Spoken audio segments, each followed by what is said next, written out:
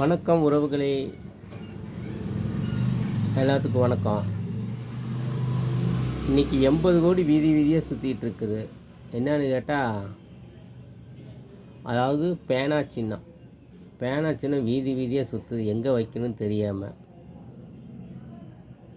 இவங்க மிதப்பில் இருந்துட்டாங்க, நம்ம தான் ஜெயிப்போன்னு. ஆனால் இப்போ தோற்றுருச்சு. அதனால் இப்போ கவர்மெண்ட் வந்து அனுமதி இல்லை நம்ம மெரினா பீச்சில் வைக்கிறதுக்கு. அதனால் எங்கே வைக்கணும்னு சுற்றிட்டுருக்குறாங்க.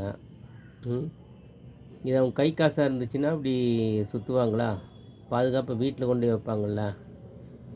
அதுதான் ரொம்ப ஆடினா இப்படி ஒரு நிலமை வந்துடணுங்கிறது இது வந்து ஒரு எடுத்துக்காட்டில். 80 கோடி யாரோட பணம்? மக்களோட வரி பணம். இதை கை காசாக இருந்தால் பண்ணுவாங்களா? ஏன் அந்த ஆளுக்கு தான் இங்கே வச்சாச்சு. மெரினா பீச்சில் இடம் கொடுத்து தனி ஒதுக்கீடு பண்ணியாச்சுல்ல, கலைஞர் நினைவு சின்னம்னு சொல்லி. பத்தாதா? அவர் என்ன அப்படி என்ன பண்ணார் நாட்டுக்கு? அவர் சொந்த மக்களுக்காக பண்ணார், அவ்வளோதான்.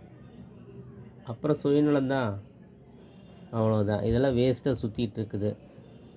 இதுக்கு நம்ம வந்து எதிர்ப்பு தான் தெரிவிக்கணும் மக்கள். ஃபஸ்ட்டு அது சின்ன வைக்கும்போது அறிவித்ததே வந்து சீமான் தான். நான் அந்த பேனா சிலையை வச்சா அடித்து உடைப்பேன் சொன்னார். பார்ப்போம் எங்கே வைக்கிறாங்கன்னு. இன்னும் வைக்கிற கவர்மெண்ட் வந்து வைக்கிறதுக்கு உத்தரவு கொடுக்கக்கூடாது. மீண்டும் வச்சாங்கன்னா அது சீமான் போய் உடைக்கணும். அதுதான் என்னோடய ஆசை. அப்படி வைக்கணும்னு நினச்சாங்கன்னா அண்ணா அறிவாலயத்தில் கொண்டு போய் வைக்கலாம், அவ்வளோதான். வேறு எங்கேயும் வைக்கக்கூடாது. மற்ற இந்த 80 கோடி பணத்துக்கு முறையாக மக்களுக்கு தெரிவிக்கணும். எப்படி நீங்கள் செய்யலாம் அப்படின்னு மக்களாகி நம்ம கேட்கணும், தப்பே கிடையாது. 80 கோடி வீதி வீதியாக சுற்றுது, வைக்கிறதுக்கு இடம் இல்லாமல்.